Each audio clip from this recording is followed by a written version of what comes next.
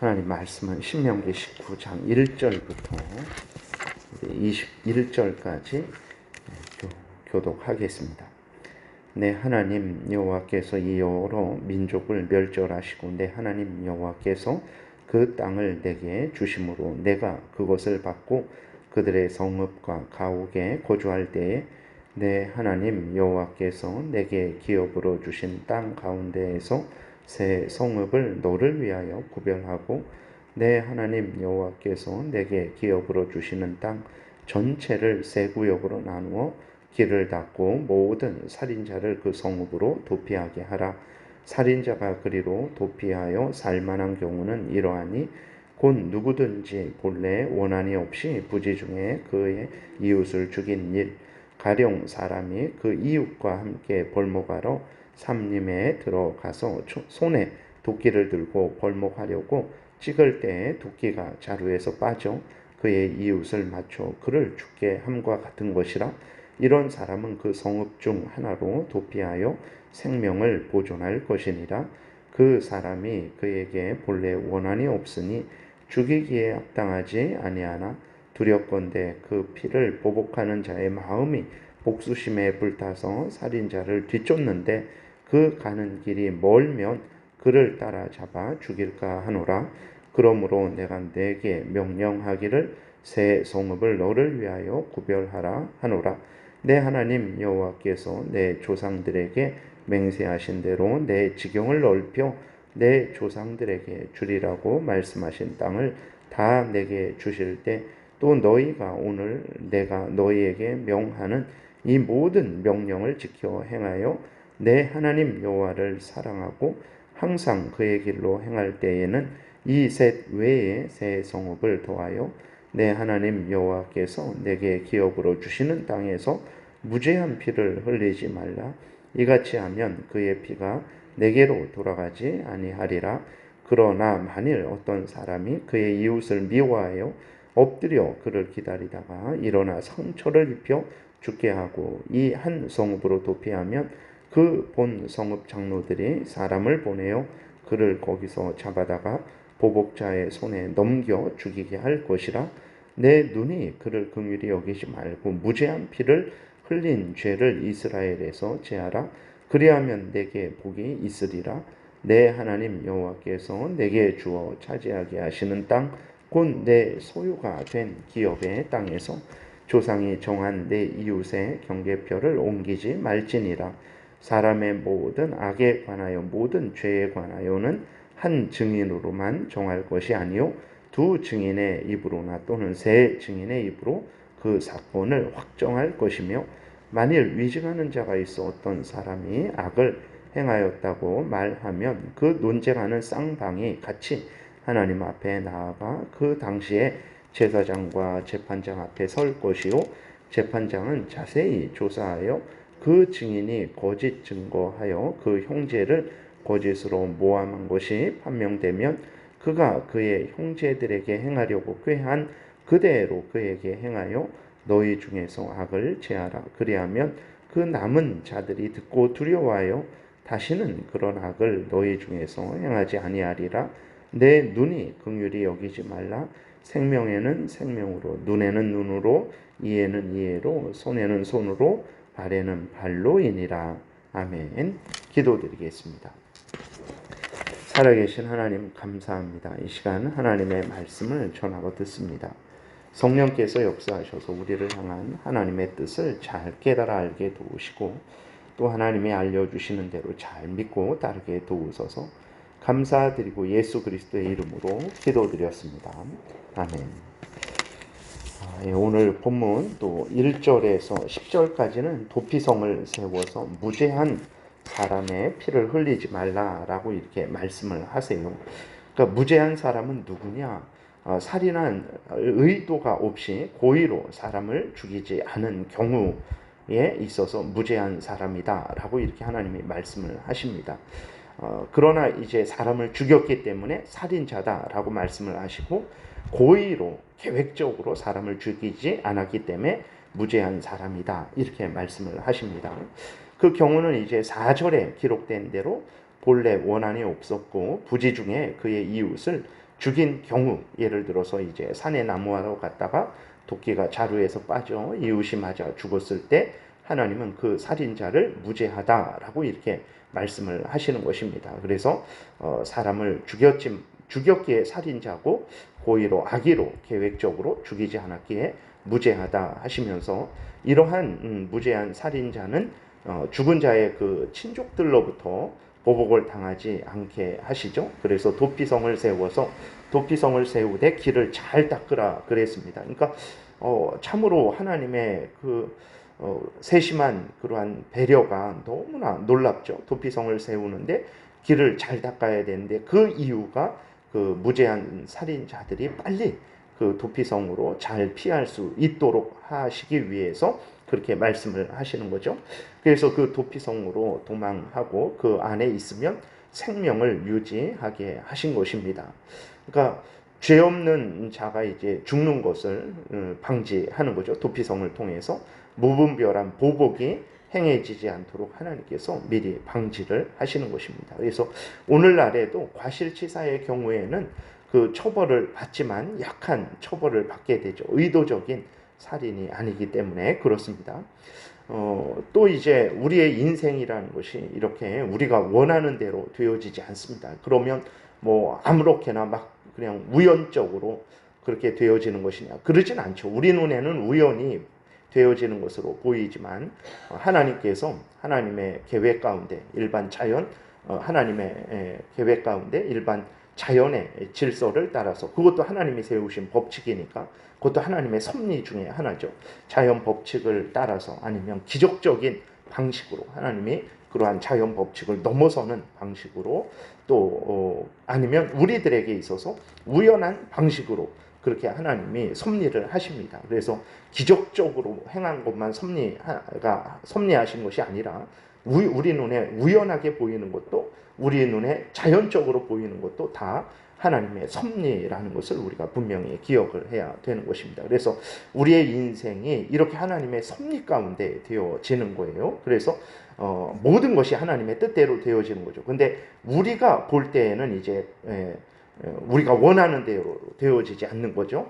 그래서 갑자기 죽음이 찾아오기도 하는 것이고, 또 갑자기 고의적으로 사람을 죽일 계획이 하나도 없었는데 사람의 생명을 죽이는 그러한 우리가 될 수도 있다라는 것을 우리가 기억해야 되는 것입니다. 그러므로 우리는 범사에 두렵고 떨림으로 하나님 앞에 서야 됩니다. 하나님의 말씀을 따라서 살아가야 됩니다. 그래야만 이제 어떤 고의적으로 그러한 잘못된 행동을 함으로 인해서 우리 자신에게나 다른 사람에게나 피해를 주는 것을 최소한 우리들의 입장에서 이제 최소한 그것을 주의할 수 있는 거죠. 그리고 또 하나님이 그렇게 행하기를 원하십니다. 그리고 또 우리가 하나님 앞에서 하나님의 말씀대로 살아가야만 하나님의 섭리를 잘 따를 수 있게 되는 거죠. 그래서 어떤 일이 일어났을 때 우리가 당황하지 않게 되고 올바로 판단하게 되고 또 우리가 올바로 행할 수 있게 되는 것입니다. 그래서 우리의 모든 삶이 하나님의 손길에 의해서 이루어진다라는 것을 기억을 하고, 정말 우리 안에 어떤 일이 일어났을 때 그때에도 여전히 하나님의 뜻을 따라서 올바르게 판단하고 행동을 해야 되는 것입니다. 11절부터 13절에서는 이제 고의로 사람을 죽인 사람에 대해서는 하나님께서 긍휼히 여기지 말고 반드시 공의에 그 상응하는 처벌을 행하라 이렇게 말씀을 하십니다. 그러니까 사람을 살해한 자가 뻔뻔하게 걸어 다니게 되면 그것은 하나님을 모독하는 것이 되는 거죠. 그것은 하나님이 세우신 질서를 혼란케 하고 무너뜨리는 원인이 되는 것이고, 또 피해 입은 자들을 괴롭히는 것이 되는 것입니다. 그러므로 살인죄에 대해서는 반드시 상응하는 그 사형으로 처벌을 해야 된다라고 하나님이 말씀을 하십니다. 그래야 이제 피해를 입은 자들이 이제 그 공의가 만족되는 거죠. 피해 입은 자들의 입장에서 그리고 또 사회가 안정이 되는 것입니다. 죄를 범한 사람은 저렇게 상응하는 벌을 받는구나 라는 것을 그 모든 사람이 깨달아 알고 이제 두려워하게 되는 것이고 죄를 멀리하게 되는 것이죠. 그래서 일반 사람들이 안심을 하게 되는 것입니다. 오늘날 보게 되면 사형제도를 행하지 않죠. 사형제도를 행하지 않습니다. 사형을 시켜도 이제 범죄 예방이 되지 않는다라고 이렇게 주장을 하기도 하고, 또 사람이 사람을 이렇게 죽이는 것은 합당치 않다라고 그렇게 주장을 하기도 하고, 또 잘못 범인이 아닌데도 잘못 사형시키는 경우가 있으니까 그래서 사형 제도를 행해서는 안 된다라고 이렇게 주장을 하죠. 그러나 오늘 본문을 통해서 우리가 확인할 수 있는 것은 범죄한 자에게 상응하는 벌을 내릴 때에 그 사회가 안정되고 그 사회가 복되게 된다라고 하나님이 말씀하시고, 심지어 하나님이 복을 주시겠다라고 이렇게 말씀을 하고 있습니다. 그래서 13절에 보게 되면 내 눈이 살인자, 고의로 살인한 자에 대해서 내 눈이 그를 긍휼히 여기지 말고 무죄한 피를 흘린 죄를 이스라엘에게서 제하라. 그리하면 내게 복이 있으리라. 하나님께서 복을 주시겠다라고 이렇게 말씀을 하시는 거죠. 왜 그렇습니까? 그러니까 하나님이 직접적으로 살인한 자에 대해서 형벌하실 수 있어요. 그러나 하나님은 그렇게 행하시지 않고 사람들을 어떤 제도를 세워서, 질서를 세워서, 그 권세자를 세워서 이제 그에게 하나님이 칼의 권세를 주신 것이죠. 그래서 선을 행한 자에 대해서는 상을 주고 악을 행한 자에 대해서는 벌을 주라고 하신 것입니다. 그래서 하나님의 이러한 명령을 따라서 선을 행한 자에게 상응하는 상을 주고 악을 행한 자에게 상응하는 벌을 주게 되면 하나님이 기뻐하시죠. 왜 그러냐면 하나님의 뜻을 따라서 하나님이 원하시는 대로 하나님이 그 권세를 주신 대로 행하는 것이기 때문에, 하나님의 뜻을 행했기 때문에 하나님께서 그에게 그 권세자에게 또 그 사회에게 복을 주시는 것입니다. 그러나 하나님의 명령을 따르지 않게 될 때에 그 사람은, 그 권세자는 또 그 사회는 복을 받지 못하게 된다라는 것을 우리가 기억을 해야 되는 것입니다. 그래서 어쨌든 사람을 죽인 것에 대해서는 거기에 상응하는 벌을 주어야 되는 것이죠. 14절에는 경계표를 옮기지 말라라고 말씀을 하고 계신데, 하나님이 주신 땅을 소중히 여기라는 것이고, 또 남을 속여서 땅을 취하지 말라라는 것입니다. 타인의 권리나 자기의 소유가 아닌 것을 속여서 취하는 것, 울타리로 슬쩍 옮겨갖고 또 경계표를 슬쩍 옮겨갖고 내 땅을 넓히는 것은 하나님이 미워하시는 악한 죄다라는 것을 말씀을 하고 있는 것입니다. 그 다음에 15절에서는 죄인들을 이제 확정하고 처벌할 때는 반드시 증거를 가지고 행할 것을 말씀을 하세요. 그래서 한 사람이 아니라 두세 사람의 증언이 반드시 있어야 된다라고 말씀을 하십니다. 근데 그래서 이렇게 두세 사람이 증언을 하게 되는데, 이때 위증하는 경우가 생기게 되죠. 그럴 때 위증하는 자들이 있다면, 다시 말해서 다른 사람을 해하려고 거짓으로 증언하는 자들이 있다면 그들에 대해서는 철저하게 조사해서 거짓 증언한 대로 거짓 증언한 자에게 갚아주라 이렇게 말씀을 하십니다. 그래서 21절에 내 눈이 긍휼히 여기지 말라. 생명에는 생명으로, 눈에는 눈으로, 이에는 이로, 손에는 손으로, 발에는 발로이니라. 그러니까 이것은 반드시 보복해라 이런 차원이 아니고 반드시 그 상응하는 벌을 내리라, 공의의 상벌을 내리라라고 이렇게 하나님이 말씀을 하시는 것입니다. 그럴 때 그 남은 자들이 듣고 두려워해서 다시는 그런 악을 이제 행하지 않을 것이다 라고 하나님께서 말씀을 하시죠. 앞에서도 말씀드렸듯이 오늘날의 일반 세상에서는 상응하는 벌을 주지 않고 오히려 범죄자에게 많은 배려를 하는 일들이 있어요. 그래서 사형제도도 그렇게 사용도 시키지 않고, 그 다음에 범죄자가 오히려 인권을 보호받는 피해자들은 너무나 억울하고 분해서 정말 어찌할 바를 모르는데 그 범죄자들이 오히려 떳떳하게 큰 소리 치면서 대우를 받는 그런 경우가 종종 있습니다. 물론 범죄자가 회개하고 돌이킬 때 우리는 그를 우리의 형제로 여전히 받아줘야 됩니다. 그러나 그가 행한 일에 대해서는 올바르게 처벌되도록 해야 된다라는 것을 우리는 늘 생각을 해야 됩니다.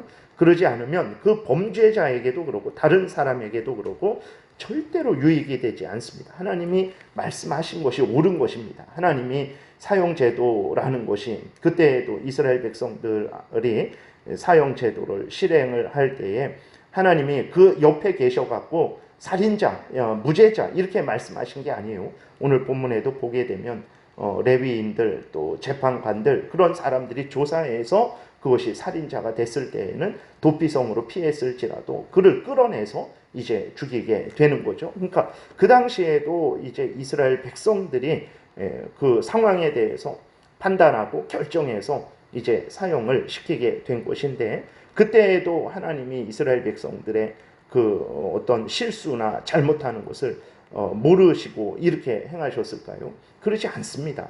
하나님의 도우심이 있는 것이고 또 그렇게 하는 것이 바로 이스라엘 백성들에게 유익이 되기 때문에 그렇게 말씀을 하신 것이라는 것을 우리가 기억을 해야 되는 것입니다. 그래서 범죄자에 대해서는 반드시 상응하는 벌을 주어야 되는 거예요. 선을 행한 자에 대해서도 반드시 상응하는 상을 주어야 되는 것입니다. 그렇지 않으면 이제 대부분 범죄자를 이제 두둔하게 되고 그것이 범죄한 것에 대해서 합당한 처벌을 받지 않게 되면 점점 담대해집니다. 그래서 뭐 어떤 그 사이코패스나 소시오패스나 그러한 사람들이 타고나는 그런 것도 있지만 그 죄를 행했는데 그 죄에 대해서 처벌이 되지 않게 되니까 그 다음에는 좀 더 강한 죄를 범해서 쾌락을 얻게 되고 또 그것이 처벌되지 않고 아니면 속여서 넘어가든지 했을 때 더 어떤 악한 그러한 마음과 행동을 하게 되는 것도 그러한 경우가 있다는 것을 우리가 기억을 해야 되는 것입니다. 그래서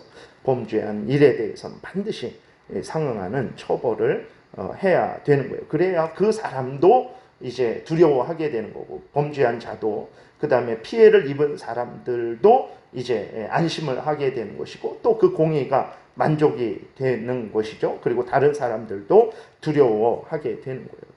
하나님의 하신 말씀이 맞는 것이지 인간이 생각해서 하나님의 말씀에 근거해서 생각해서 말했으면 뭐 그 맞는 것이지만 그러지 않고 인간적인 차원에서 이렇게 행하는 것은 그것은 하나님의 말씀보다 어리석은 것이라는 것을 우리가 기억해야 되는 것입니다. 그래서 오늘 본문을 통해서 하나님의 말씀에 근거해서 오늘 이것을 그대로 실행할 수는 없죠. 왜냐하면 이 이스라엘 국가에 대한 그러한 법이기 때문에 그렇습니다. 그러나 여기에 바탕이 되는 하나님의 뜻은 오늘도 우리가 그대로 받아들여서 우리의 사회에 적용을 할 수 있는 것입니다. 그래서 오늘도 이것은 구약의 이스라엘 백성들에게만 해당된 것이다 이렇게 생각해서는 안 되고 여기에서 말씀하고 계시는 하나님의 그 뜻을 잘 이해해서 오늘날에도 범죄한 자에 대해서는 반드시 그에 상응하는 벌을 내려야 되는 것이고 선을 행한 자에 대해서는 반드시 그에 상응하는 상을 주어야 되는 것입니다. 기도드리겠습니다.